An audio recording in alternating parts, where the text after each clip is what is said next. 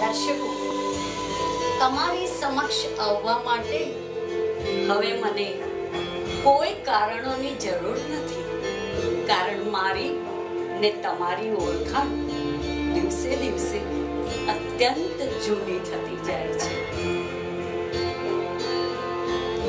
મારું કહેવાનું આજનું તાત્પર્ય એ છે કે પ્રણય એ કોઈની જિંદગીમાં નથી આવ્યો એવું નથી. જેમ શરદી ખાંસીથી કોઈ વ્યક્તિ બચી શકી છે નહીં ને, તો પ્રણય એ શરદી ખાંસી કરતા પણ ખૂબ નાજુક રોગ છે, જેનાથી આ દુનિયામાં કોઈ જ બચી શક્યું નથી, ન તમે કે ના હું. તો આજે મારી પાસે જે વસ્તુ છે એ વસ્તુમાં પ્રણયમાં ડૂબેલ એક માણસ પોતાની પ્રિયતમા માટે કેટલો અને કેવી રીતે ઝંખે છે એ મેં બતાડવાની પૂરી કોશિશ કરી છે. મારું નામ છે હર્ષા ગુંદલા અને હું આ કૃતિને મેલ્ઝો ટીવી તરફથી રજૂ કરું છું. તો શીર્ષક છે તું આવી તો જા. શરૂ કરું છું. સખી, તારા નામની તકતી દિલ પર કોતરાવવા માંગુ છું અને તેમાં તારી પસંદગીના કાળા સફેદ રંગોની લાઈન મારવા માંગુ છું. પણ તું આવી તો જા. વાલી, તારી લાંબી આંગળીઓમાં મારી આંગળીઓને પરોવવા માંગુ છું.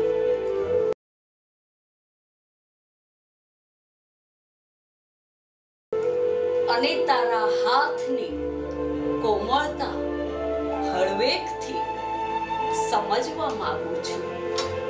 પણ તું આવી તો જા. પછી છે દરિયા કિનારે બેસી તારી હારે રેતીની ચકરીઓ જોવા માંગુ છું અને પછી તારી લાંબી કેશભૂષાના એક એક વાળમાં નમણું એવું સફેદ મોતી પરોવવા માંગુ છું. પણ તું આવી તો જા. આગળ છે બરફના સફેદ પથ્થર પર બેસીને તારી આતુરતાથી રાહ જોવા માંગુ છું. બાજુમાં બેસ. તારી નમણી લાંબી આંખોમાં કાજળની એક લાઈન ખેંચવા માંગુ છું. પણ તું આવી તો જા. આ પંક્તિઓ પછી નેક્સ્ટ પંક્તિઓ છે જે તમારી કોમેન્ટને જરૂર દાદ આપશે. નાળિયેરીના પંજામાં તને સંતાડીને નિશાના તારાની ધાર જેવી તારી નેણલીને નિરખવા માંગુ છું. પણ તું આવી તો જા. ગમતી સફેદ મોજાની દરિયાના કાળા પથ્થર પર બેસાડીને માણવા માંગુ છું. તને ગમતી સફેદ મોજાની માળા દરિયાના કાળા પથ્થર પર બેસીને માણવા માંગુ છું. પણ તું આવી તો જા.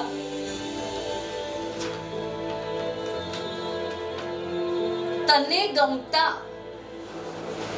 સાંભળજો, તને ગમતા પારિજાતના સુગંધી પુષ્પોની કેસરી દાંડીઓ તારી રતુંબડી હથેળીમાં મૂકવા માંગુ છું.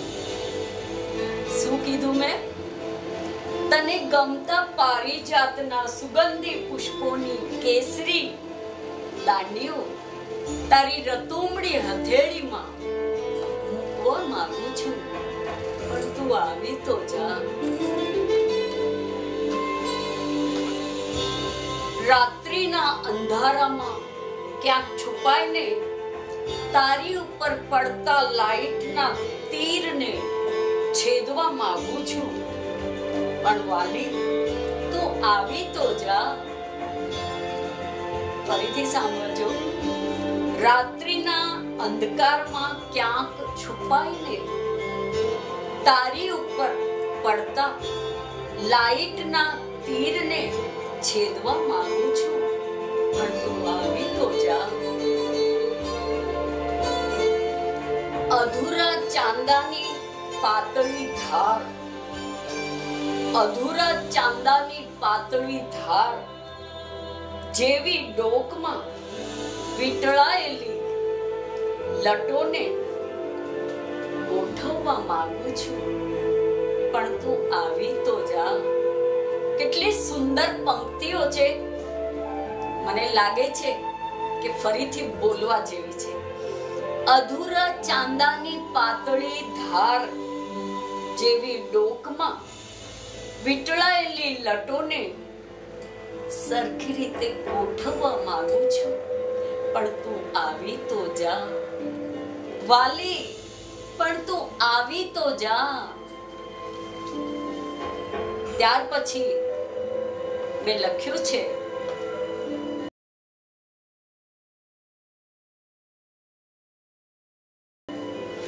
તારા સુંદર ચરણોને, તારા સુંદર ચરણોને હથેળી પર ઝીલવા માંગુ છું.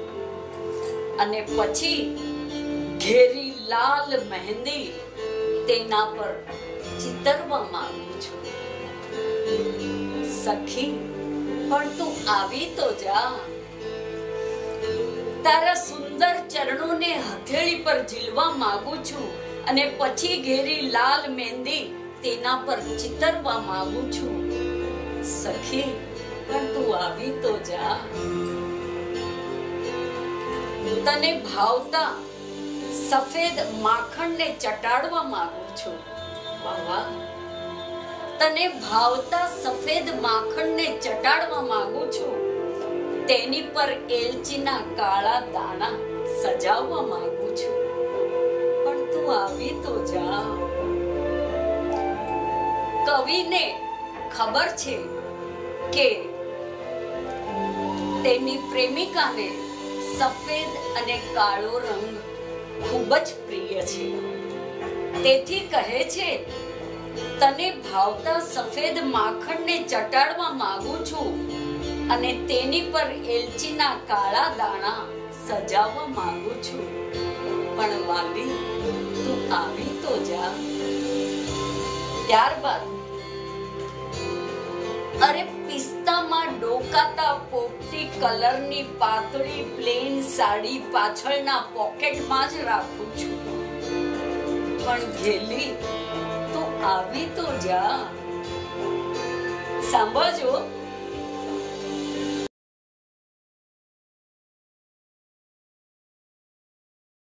અરે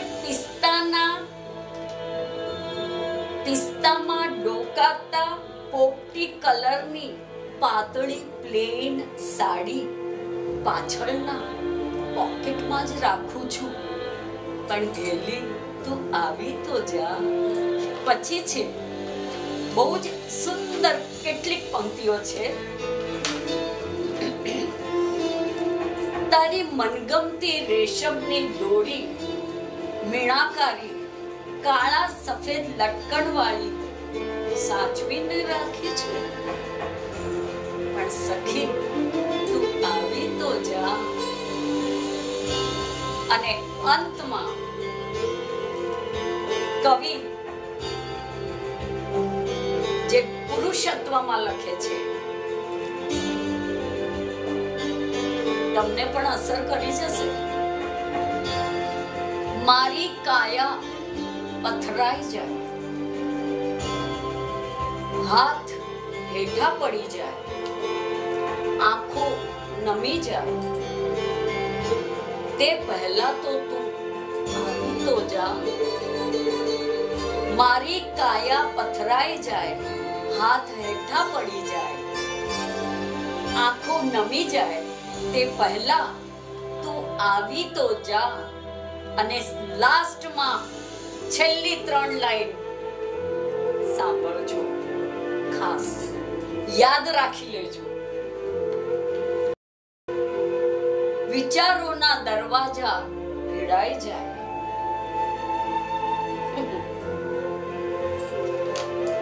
વિચારોના દરવાજા ભીડાઈ જાય, અંગૂઠા બંધાઈ જાય,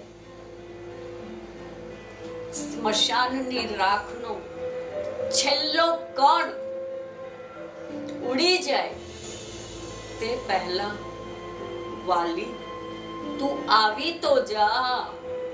છેલ્લી પંક્તિ હું ફરીવાર રિપીટ કરું છું, ખાસ યાદ રાખજો.